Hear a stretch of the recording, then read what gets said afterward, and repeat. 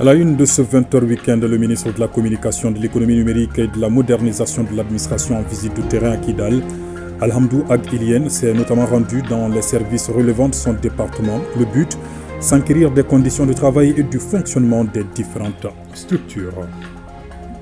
Le mois de Ramadan pointe à l'horizon. Beaucoup choisissent cette période pour célébrer leur mariage. À Bamako, les mairies sont prises d'assaut les jeudis et dimanches. Quelle explication? Officiers d'état civil et sociologues nous édifieront. Autre fait de société dans cette édition, la circoncision collective, une pratique ancestrale pleine de sens, encore très respectée dans plusieurs localités du pays. C'est le cas, par exemple, ici à Bamako, où les bozos installés sur les berges du fleuve, ils viennent de circoncire 72 enfants. La chronique santé où l'invité de ce 20h week-end est Yacouba Katile, président du Conseil économique, social, environnemental et culturel. Il nous parlera de la campagne de recueil des attentes et besoins des Maliens dans divers domaines. Et puis nous parlerons de la chronique culture et société de ce dimanche qui porte sur la mosquée Sankoré de Tombouctou. L'histoire nous apprend qu'elle fut construite au 15e et 16e siècle par une femme. Son nom, Fatma, une berbère. Alpha Maïga s'intéresse au sujet à quelques jours de la journée internationale de la femme. Voilà pour les titres. Mesdames, Messieurs, bonsoir. Monsieur le Président Katile, bonsoir. Bonsoir. Merci d'avoir répondu à notre invitation. Je reviens vers vous dans un instant. Okay. Le temps de faire un tour à Kidal où se trouve le ministre de la Communication, de l'économie numérique et de la modernisation de l'administration. Sur place, Alhamdou Ag Ilien a visité le bureau de la MAP, la Poste et les locaux de la station régionale ORTM. Occasion pour le ministre de s'enquérir du fonctionnement de ces services. On fait le point avec Sidi Elmedi Ag Al-Baka. À Kidal, pour prendre part à la grande rencontre du Conseil supérieur des IMRAD et alliés, le ministre de la Communication, de l'économie numérique et de la modernisation de l'administration, Alhamdou Ag Ilien, a visité les structures sous tutelle de son département. Nous avons visité la Poste, qui est dans un état vraiment très très délabré.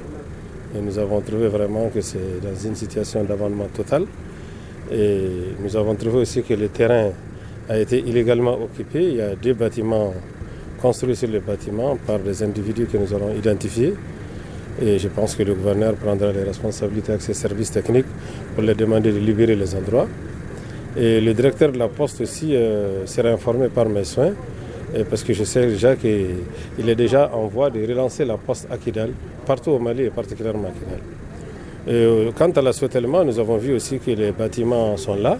Il y a quelques plaques solaires, mais tout le matériel est déjà défectueux. Ça fait plusieurs années qu'il n'est pas du tout fonctionnel. Et il y a des besoins des populations qui sont exprimés, adressés à l'assoitellement, qui sera informé également de cela. Nous avons vu la MAP, qui n'est plus qu'un bâtiment délabré et abandonné. Là aussi, je pense que la direction de la MAP prendra très prochainement des mesures qu'il faut pour pouvoir être fonctionnel dans cette région où l'État reprend pied de jour en jour mieux aussi. Et après, aujourd'hui, nous sommes à l'ORTM où je vous félicite en tant que directeur, où je constate que c'est un service qui fonctionne correctement. J'ai pris plaisir à savoir que le président de la transition vous a personnellement équipé et que ces équipements sont bien utilisés et bien conservés. Donc il faut continuer comme ça. Je vois que vous êtes une des stations la mieux équipée du pays. Donc je ne peux que vous encourager à en prendre bon soin et puis à informer de plus en plus mieux et sainement la population. Après la visite, le ministre en charge de la communication a salué les efforts consentis par les différents services avant de les engager à multiplier les efforts pour relever les défis de l'ère un Mali uni, prospère et stable. Le ministre de la Communication, vous l'aurez constaté sur les images, accompagné de son collègue en charge de la réconciliation nationale. Restons dans le septentrion malien où un incident s'est produit ce vendredi sur le site de la Société Énergie du Mali à Diré. Un départ de feu s'est déclaré à partir de la motopompe lors du dépotage nécessitant l'intervention immédiate de la protection civile et des services de secours. À ce stade, la Société Énergie du Mali informe sa clientèle de Diré de la reprise de la desserte en courant électrique après l'incident survenu.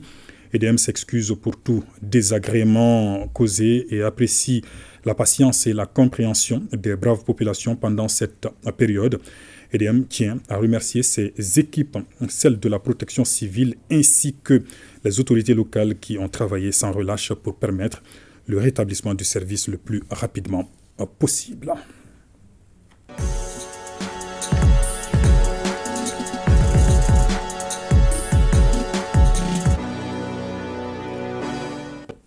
On en vient à l'invité de ce 20h au week-end. Il s'agit du président du Conseil économique, social, culturel et environnemental. Monsieur Yacouba Katile, bonsoir. Bonsoir. Encore une fois, merci d'avoir répondu à notre invitation. Le Conseil qui vient de lancer le rapport annuel des attentes, des besoins et des problèmes de la société. Dites-nous en quoi consiste cet exercice annuel. Bien, merci. Je tiens d'abord à préciser que le Conseil économique, social, environnemental et culturel est la 7e institution de la République du Mali avec la nouvelle constitution. Et de par sa composition, les forces vives socio-professionnelles, nous avons 58 membres pour le moment en attendant que la nouvelle loi organique ne soit élaborée et adoptée. Et au-delà de ces 58 membres, il y a 10 membres associés envoyés par le gouvernement. Alors, notre mission fondamentale, on est dans le cadre du recueil. Le recueil avec l'ancienne loi aujourd'hui, nous parlons beaucoup plus vraiment des rapports annuels qu'on doit préparer. Et là, forcément, il faut passer au niveau des structures de base. Donc, à travers les images que la campagne a été lancée récemment à Sikasso, hein, c'est ça? La campagne a été lancée à Sikasso le 27 mardi précisément.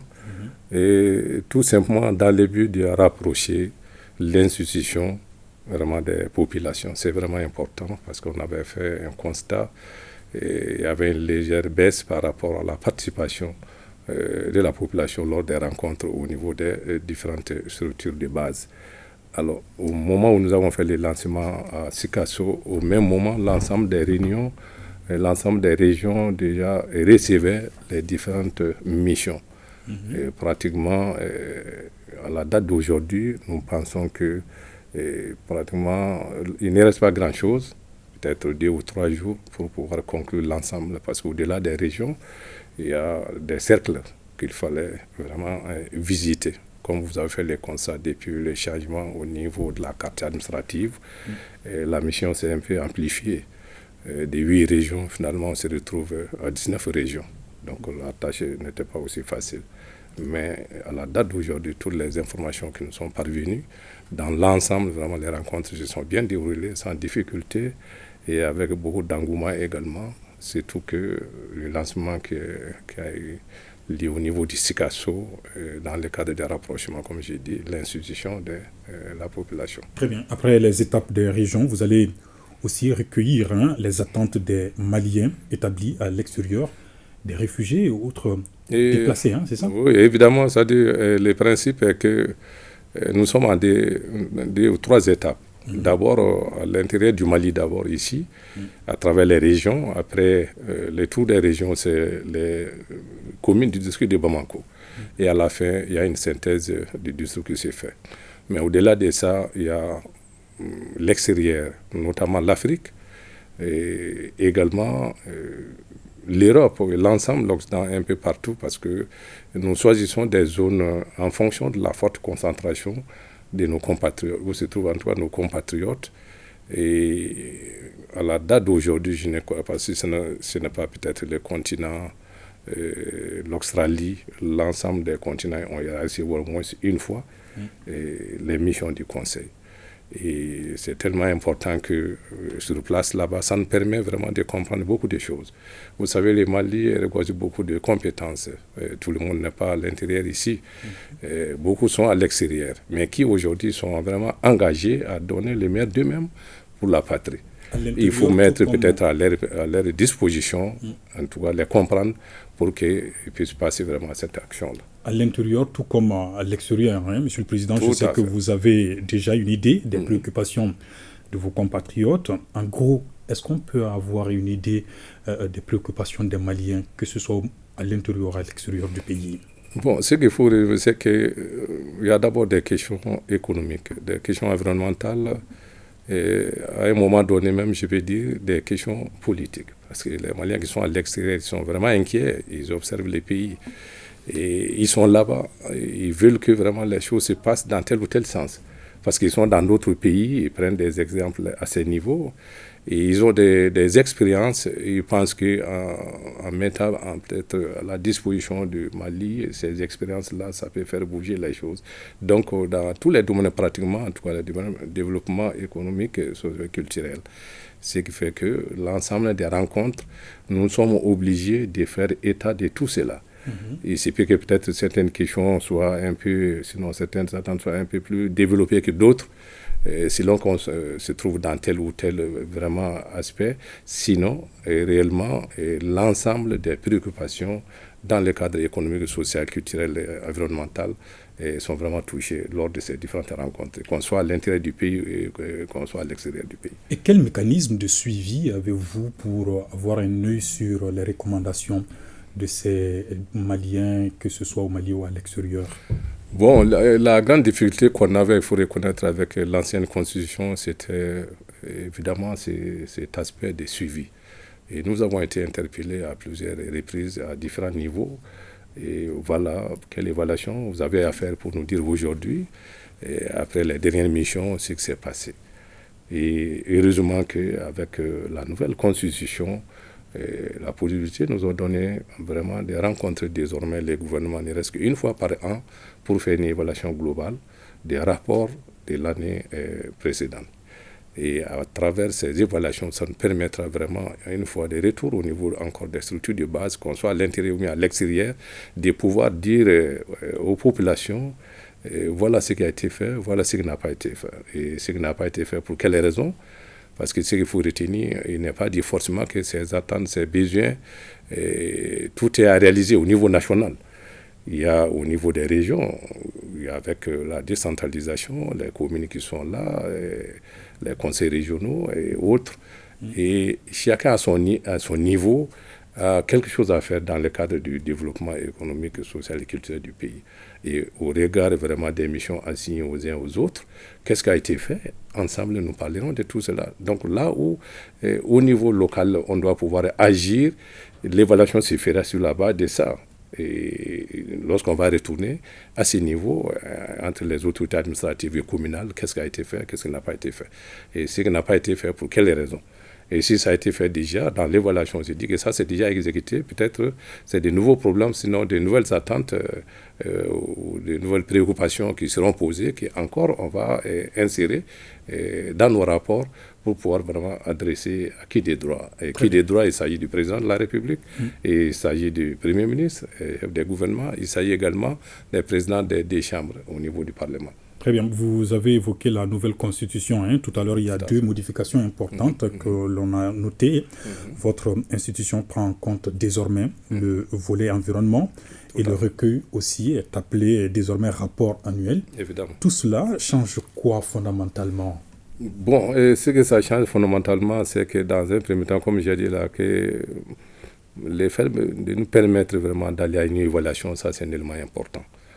Mais également changer de recueil, rapport, vous comprenez un peu, lorsqu'on parle de rapport, on a vraiment un peu de marge, d'analyse, des suggestions à faire par rapport, à travers les orientations, à travers les propositions à l'endroit des autorités, et sachant que plus tard on doit pouvoir y revenir pour faire une évaluation, ça nous permettra vraiment non seulement de donner plus de travail aux conseillers, et ajouter à cela ce que je vais vous dire, permettez-moi, les sessions qui étaient de 15 jours désormais, c'est des sessions de 1 mois.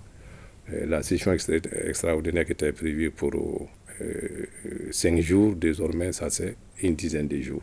Donc toute chose qui va nous permettre de pouvoir bien travailler et qui donne encore plus de visibilité à l'institution, qui pour beaucoup de gens pensent que bon, c'est une institution qui n'a pas sa raison d'être. Je crois que cela est une mauvaise compréhension des choses. Nous aurions bien aimé poursuivre cet entretien, Monsieur le Président. Si vous avez un appel ou un message particulier à passer en ce moment précis. Et l'appel, c'est que il s'agit à l'endroit des forces vives de la nation, parce que je crois que l'institution, c'est les créer de la société civile. Nous souhaitons que vraiment les couches socio-professionnelles puissent bien animer cette institution. Donc à chaque fois qu'il y a des missions au niveau de l'intérieur, aussi bien qu'à l'extérieur, que les forces vives puissent vraiment s'intéresser à la question, puissent être là, débattre avec les missionnaires et faire savoir les attentes, les préoccupations, les besoins et en tout cas, les problèmes de la population de façon générale. Toutes choses qui vont nous permettre de faire un bon travail, un bon rapport et déposer et désormais pouvoir suivre avec les gouvernements par rapport vraiment à l'évaluation. M. Katilé, merci d'avoir répondu à notre invitation. Merci. Je rappelle que nous recevions comme invité de ce 20h week-end M. Yacouba Katilé, il est le président du Conseil économique, social, culturel et environnemental. La suite de cette édition, et l'on en vient au grand format de la rédaction. Nous sommes à quelques jours du début du mois de Ramadan. Beaucoup attendent cette période pour célébrer leur mariage. Les jeudis et dimanches, ici à Bamako particulièrement, les mairies sont prises d'assaut. Alors, pour mieux comprendre ce fait de société, notre reporter Daouda Kone est allé à la rencontre d'officiers d'état civil ou encore de sociologues, suivant son reportage. Au centre secondaire d'état civil de la commune 1 du district de Bamako, le temps des mariages bat son plein. Antimé Wologem est maire délégué au centre d'état civil de Korofina Nord. Son constat est que l'ambiance est vive en cette période du calendrier musulman. Il nous reste qu'une semaine avant le mois de carême. L'ambiance est vraiment de taille. C'est-à-dire les gens se marient juste avant que le mois de carême ne débute. Voilà, c'est cette ambiance que nous avons ce matin. Sidi Mariko, citoyen lambda, et Dr Brahima Elidiko, sociologue, pensent que les mariages à l'approche du mois de Ramadan se font pour non seulement avoir une femme au foyer pour qu'elle puisse aussi s'occuper des travaux ménagers tout au long du mois et pour le reste de la vie. Il se trouve qu'on préfère faire deux choses parce que le Ramadan est important pour tout musulman, qu'il soit en bonne santé ou pas, et trouver une femme qu'on aime, qui aussi est capable de préparer des mets pour nous, c'est donc deux joies cumulées et ce n'est jamais de trop. Le mois de Ramadan, c'est un mois de beaucoup de sacrifices, surtout du côté de nos mamans. Donc je pense que beaucoup de mariés souhaitent vivre ce mois-là avec leur épouse. Donc je pense que c'est l'une des raisons. Pourquoi choisir cette période de l'année pour se marier? Les raisons sont d'ordre religieux, économique et culturel. Dieu a voulu comme ça et nous ne pouvons que nous plier à cela.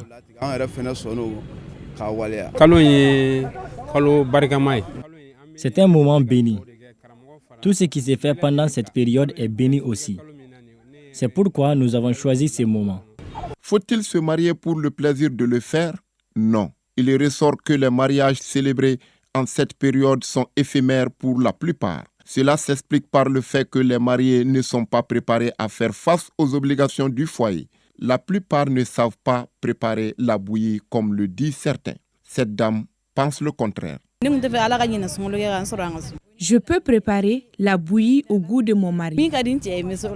Nombre de filles aujourd'hui qu'on aime bien n'ont pas appris forcément à préparer à la maison. Donc c'était un défi, vous savez, se réveiller à 2h du matin, faire les plats. Donc là, la communication peut aider. Les filles aussi doivent dire que l'amour c'est bien, mais un ventre rempli ne permet que de renforcer, je pense, l'amour de l'homme envers sa dulcinée. Le mariage peut être célébré dans n'importe quel mois de l'année. Le faire à l'approche du mois de Ramadan n'ajoute rien à sa valeur. La circoncision collective, autre événement social encore très respecté dans plusieurs localités du pays. Cette pratique ancestrale qui intervient tous les 7 ans, en milieu bozo par exemple, permet aux enfants de tisser des liens de fraternité.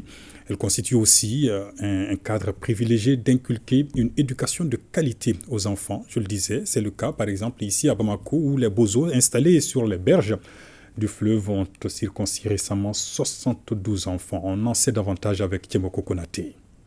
On les retrouve généralement au bord de l'eau, comme c'est le cas sur les berges du fleuve du Niger, ici à Barlabougou, en commune 5 du district de Bamako. Les bozos, Leur installation sur ces sites remonte à 1973. Depuis 51 ans, il s'évertue à perpétuer une tradition bien établie, la circoncision collective traditionnelle, une valeur ancestrale qui intervient tous les 7 ans. Pour cette vague de circoncision, ils sont au total 112 enfants à franchir cette autre étape de leur vie.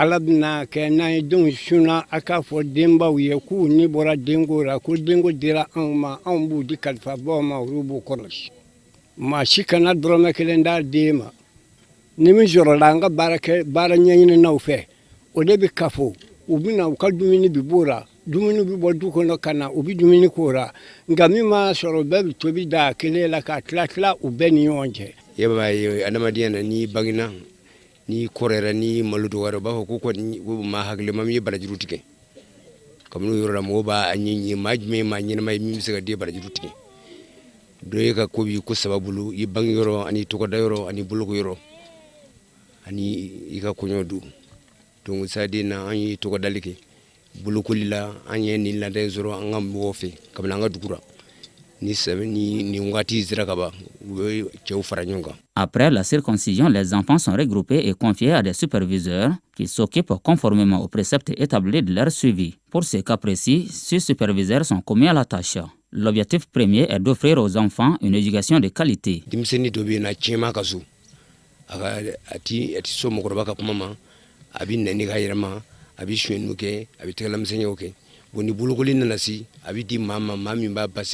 Kana nyona okenyi juguya mimbara abu debla farinya mimbara abu debla majugu mimbara abu debla kuru ni babu ka abi wono sugu jugu mi e buluguli zura wa juguti kien fukata saka siyama oro be kanga sigiro ni kanga na yala kanga shweni kanga na marage wanga na nyo buga me shinyo ngami dumi nyo na ye fenga femi na manga kanu ya kere busabi ngwana ko ni koro kana kala o era bado jang koro ya labato ye kien ni de ya ka dogo yengi ifa yere dogo kedo ibina kedo kana dogo ya de abunye.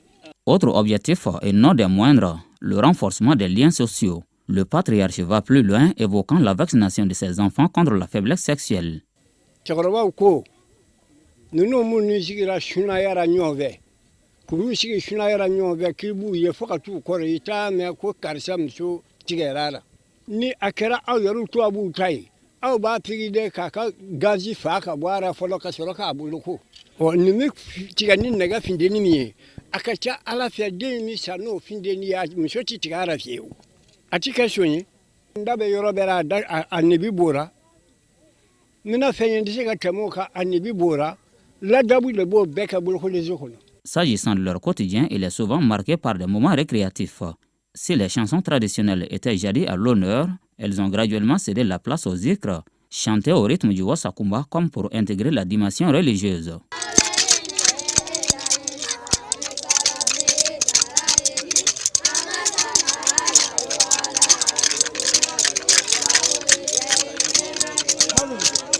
Nubi bo kata sulmandiana kata yala gotrondo fe yala kumandamana ni butuba kono sedane ni bursu kono du waribla ni warta ka bo yale no fe ko ayata cewa yabla cew donc wori la bamana dongri bi du dalo bi bangana dongri fo yino fe ibi ka ibi wor bo kabla nga sisadi na udo chamambi no nuni école dewni madrasa dewni donc formen no kalale. Le temps d'observation s'étend de 20 à 25 jours, une période de communion entre les enfants eux-mêmes élargie aux assistants. Pour ce qui concerne la cérémonie de sortie, elle est célébrée avec sobriété et en fonction des moyens dont on dispose, histoire de se démarquer de toute extravagance.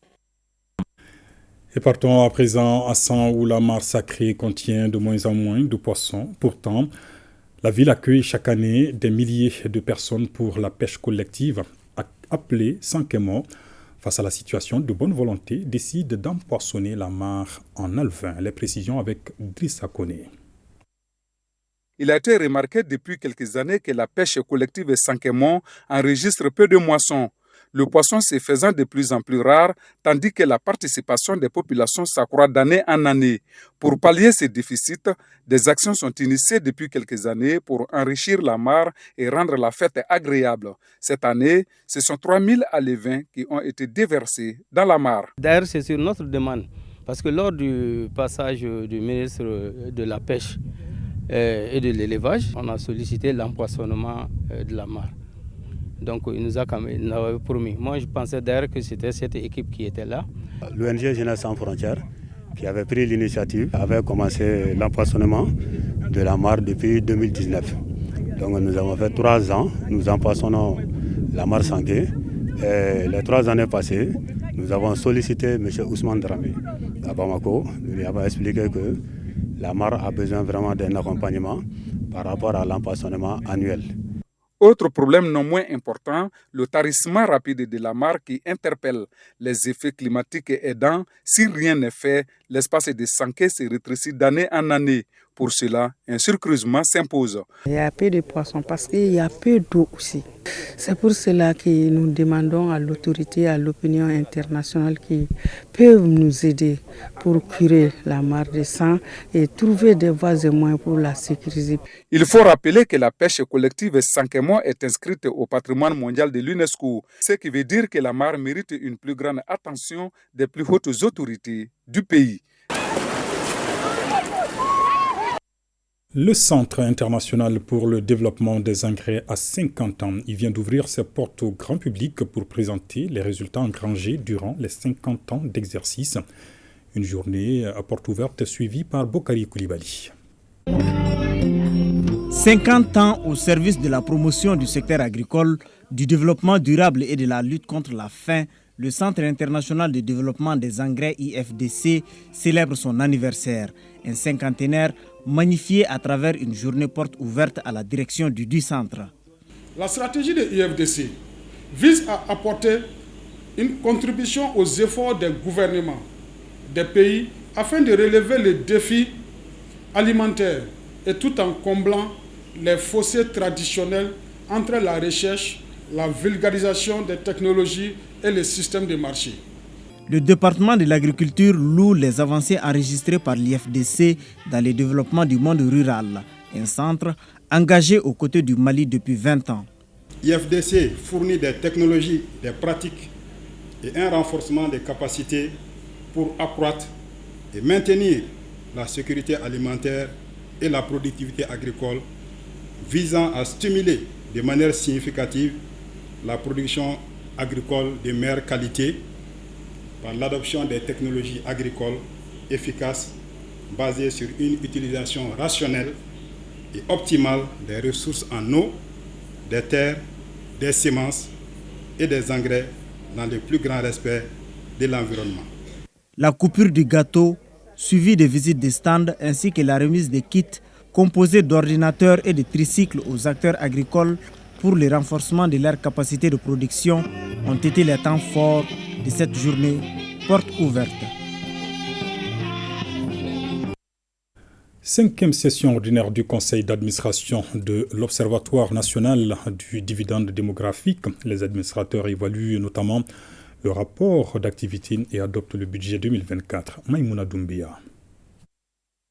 Environ 544 millions de francs CFA, c'est le budget 2024 de l'Observatoire du dividende démographique ONDD contre 780 millions de francs CFA en 2023, soit une baisse de quelques 2 millions de francs CFA. Ce montant servira à couvrir les activités qui vont s'articuler autour de 4 programmes opérationnels. Il s'agit de contribuer au renforcement pour la production des rapports d'études et de recherche dans le cadre des questions relatives à l'économie nationale. Ça, c'est le programme opérationnel 1. Le programme opérationnel axe 2, il s'agit de renforcer la communication et le plaidoyer autour de toute question qui est en lien avec l'économie nationale et le plaidoyer. Le 3e, il s'agit de renforcer les capacités des acteurs au niveau national, au niveau régional et aux acteurs locaux pour que toute question de planification de développement qu'on tienne compte vraiment des questions de dividendes démographiques. Aussi, le 4e axe, ça c'est l'axe renforcer les capacités opérationnelles de l'ONDD. Le représentant du ministre de l'Urbanisme, de l'Habitat, des Domaines, de l'Aménagement du territoire et de la population a félicité les responsables de l'ONDD pour le progrès réalisé en 2023 dans le renforcement des capacités nationales sur le dividende démographique. Tout comme en 2023, les activités programmées en 2024 s'inscrivent dans le cadre de la réalisation des missions de l'ONDD. Le renforcement des capacités nationales pour la prise en compte de la dimension démographique dans les politiques programmes population-développement, le suivi des politiques en lien avec la trajectoire du dividende démographique et la participation aux activités de communication et de plaidoyer en faveur des couches vulnérables. À noter que l'ONDD est un établissement public à caractère scientifique et technologique avec pour mission principale d'entreprendre des études et recherches dans le domaine de l'économie. 4e édition du dîner de charité de l'Association internationale des femmes du Mali, occasion pour les organisateurs de collecter des fonds pour la prise en charge des filles déscolarisées et qui sont notamment sur les sites d'orpaillage. Le point de la soirée avec Souleymane Sidibé. Une soirée dînatoire et de détente, mais à caractère philanthropique. Il s'agit du dîner de charité organisé chaque année par l'Association internationale des femmes du Mali, en prélude aux festivités du 8 mars, journée de la femme. Les fonds collectés au cours de la soirée permettront de créer des opportunités d'emploi pour les jeunes filles qui abandonnent l'école pour diverses raisons, dont la plupart est liée à la précarité. Nous allons recenser les jeunes filles dans toutes les zones minières. C'est pour leur donner une très bonne formation. Voilà, en différents modules, couture, pâtisserie, coiffure. Et je profite de vraiment remercier ici le président de la transition, son Excellence chef de l'État, colonel Assimi Goïta, qui nous accompagne beaucoup. La déscolarisation des jeunes filles n'est pas seulement la préoccupation des Bibata, c'est aussi celle des autorités du Mali. Mon département encourage l'association dans cette initiative car elle cadre parfaitement avec nos objectifs de promotion et d'épanouissement des femmes et des enfants d'une part, et d'autre part, de l'autonomisation des femmes et des filles. Autre temps fort de la soirée, la remise des trophées à des femmes battantes récompensées pour leurs efforts et appui à l'association. Les ambassadeurs du Canada et les États-Unis étaient également au rendez-vous.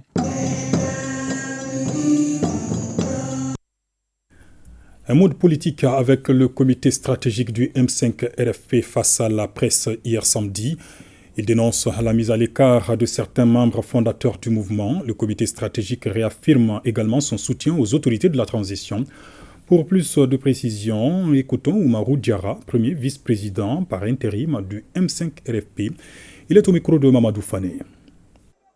Vous savez, ce mouvement du 5 juin a été un espoir et continue à être un espoir pour l'ensemble du peuple malien.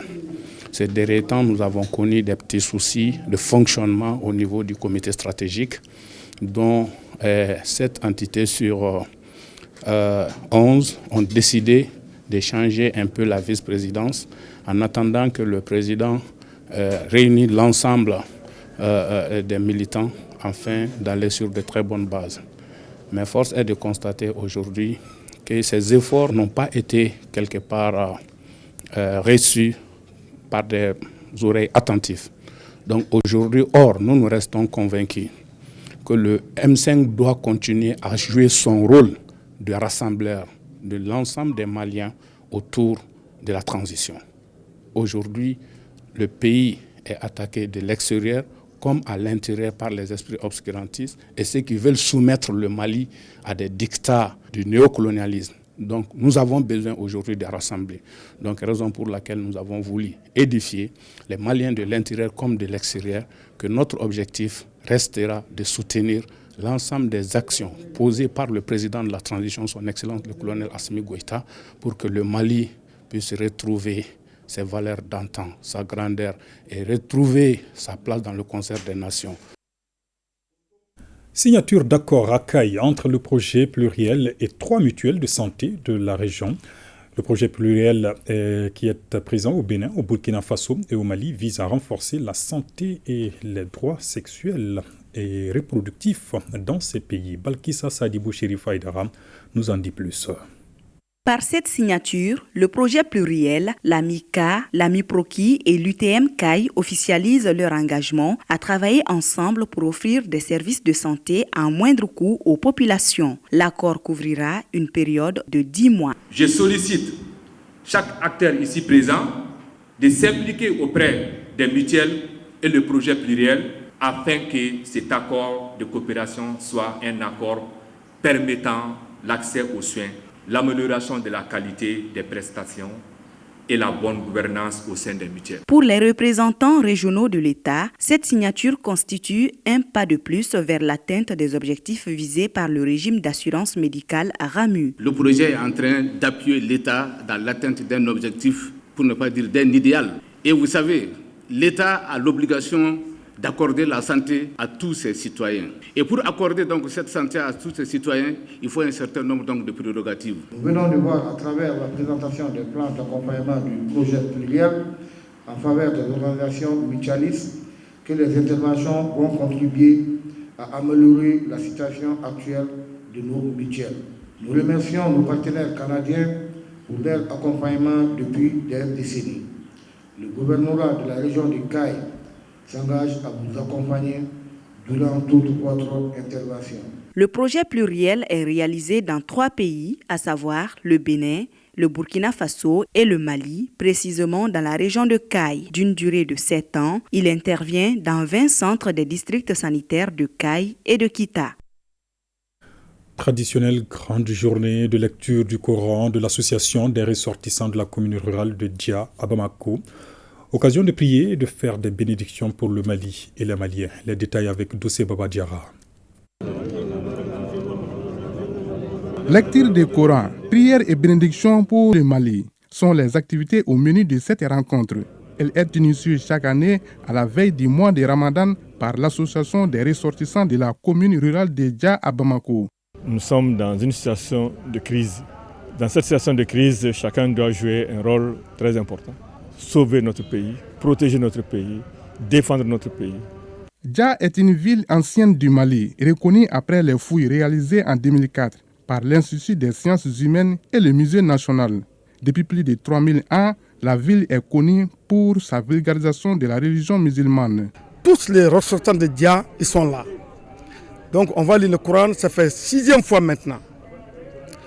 Deuxièmement, on va saluer le peuple pour le gouvernement. L'aide qu'il nous a fait à Dia, avec Torah, avec toutes les machines. Ambi doit que Mali belaje leye. Kuma ambi mi nyini jamana de on fait, anka kenyo on fait. Na ma kenyo on fait ma barati kan fait de. Chaque année, on se retrouve ici pour faire des bénédictions pour tout le Mali et le monde entier. Nous voulons que les Maliens soient unis, que Dieu sauve le Mali. Jamana alaka bo da nyuma fait. Après la lecture du Coran, les bénédictions ont été formulées par les fidèles musulmans et le président a appelé les Maliens à se donner la main. Les lampions se sont éteints sur la 7e édition du festival Ali Farka Touré. Des artistes ont répondu massivement à ce rendez-vous culturel. Pour rendre justement hommage à Ali Farka Touré, l'édition 2024 était placée sous le signe de la paix et de la réconciliation. Ibrahim Kaukonaté.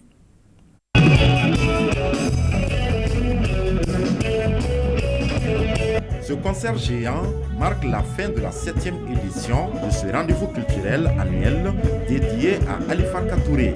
Ces 2 jours d'intenses activités ont permis aux artistes invités de rendre hommage à l'artiste. Ali Farka Touré, nous avons pris l'exemple sur lui. Paix à son âme, il s'est battu pour devenir ce qu'il est. De zéro, il s'est battu pour devenir ce qu'il est. C'est la raison pour laquelle nous sommes là. C'est une fierté pour moi de le voir aussi, mon grand frère Vieux Farka, de m'appeler de jouer les mêmes morceaux qu'il a joué avec Papa Toumani Diabaté. Pour moi, ça me dit tout au fait, quoi. Comme par le passé, le duo à succès Toumani Diabaté et Ali Farka qui a marqué l'histoire.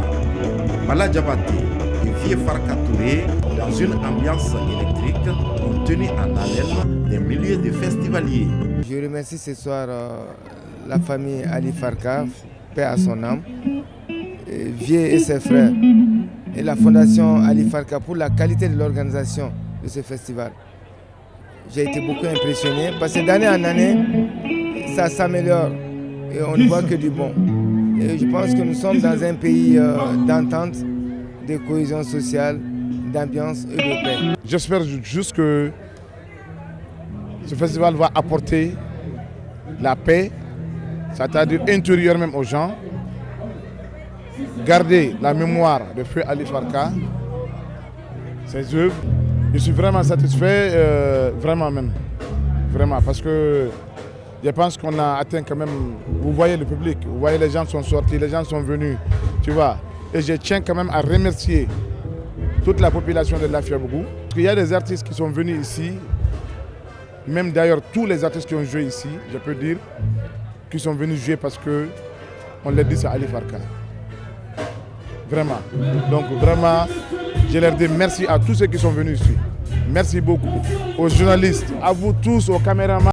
Rappelons que ce festival a été initié en 2017 par la Fondation Ali Farka Touré pour perpétuer ses œuvres musicales et ses combats vers la culture.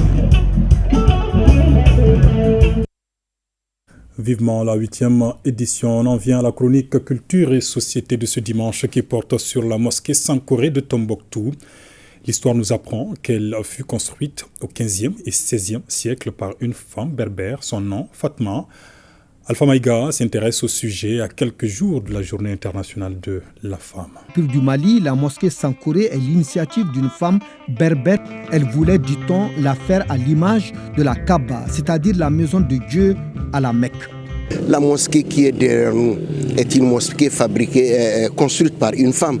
C'est pour vous dire que la femme a toute sa place à Tombouctou. Une femme d'une tribu qui s'appelle Al-Aghlal. Et cette tribu se trouve actuellement en Mauritanie.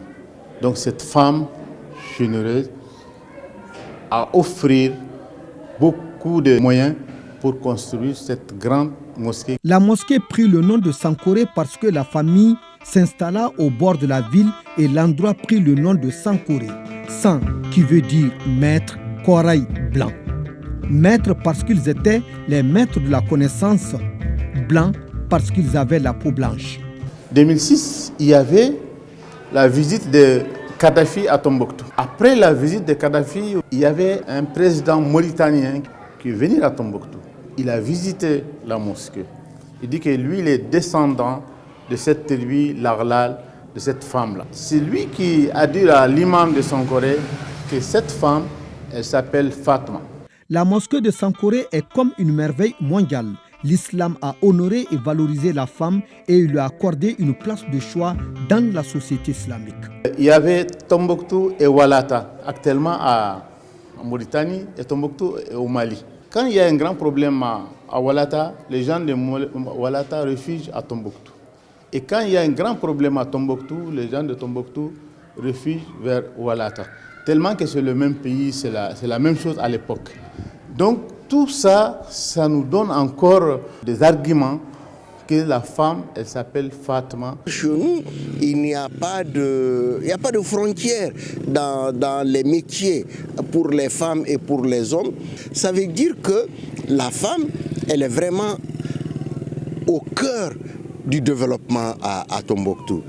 C'est de là-bas que la plupart de nos manuscrits, qui est notre fierté aujourd'hui, écrits à Sankoré, avec les oulémas de Sankoré, avec les étudiants de Sankoré, avec les grands savants de Sankoré.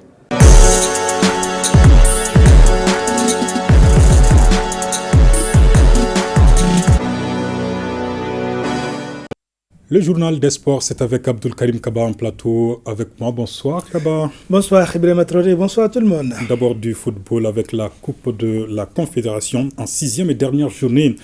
Des matchs de groupe, le Stade malien de Bamako est en déplacement au Maroc. Et le match est en cours, 83e minute. Le Stade malien de Bamako est mené par le minimum d'un but à 0 face à la Renaissance sportive Berkane du Maroc. Notre représentant, le Stade malien de Bamako, tentera donc de décrocher la première place à cette rencontre au compte de la dernière journée des matchs de groupe de la Coupe de la Confédération. Notons que les deux clubs sont déjà qualifiés pour les quarts de finale. Alors, athlétisme à présent, la 12e édition des championnats nationaux cadets s'est déroulée hier samedi au stade du 26 mars. Les jeunes athlètes filles et garçons de différentes ligues ont rivalisé dans les épreuves phares de l'athlétisme. Dans l'épreuve reine, le 100 mètres, chez les garçons, Boubacar Diané d'Issigui de Caille a été le plus rapide. Il est suivi de Carrier Dambélé de l'ASK et Sibiri Doumbia de l'AS Alençon de Kouchala. Du côté des filles, Aïssata Assalou de l'ASK est arrivé en première position devant Safiatou Zerbo de l'US 100 et Fatoumata Diarisso de l'US Jab. Les 200 mètres garçons est remporté par Bamba Dao de l'US 100, Badara Alou Sanogo de l'ASK et Aïssata Sissoko de Sigidikaï sont les vainqueurs du 400 mètres en garçons et filles. La Ligue de Sikasso, à travers l'AS Mamelon, s'est montrée intraitable à nouveau sur les demi-fonds comme les 800 mètres. Rappelons que ces championnats nationaux des cadets a regroupé les champions des différentes ligues. Et bien cette année, les scolaires se sont donc invités dans la danse. Merci Abdul Karim Kaba. Merci bien Ibrahima Traoré. À suivre dans nos programmes ce soir, votre émission Défense citoyenne. Défense citoyenne qui sera suivie de questions d'actualité avec comme thème l'Afrique du vivre ensemble.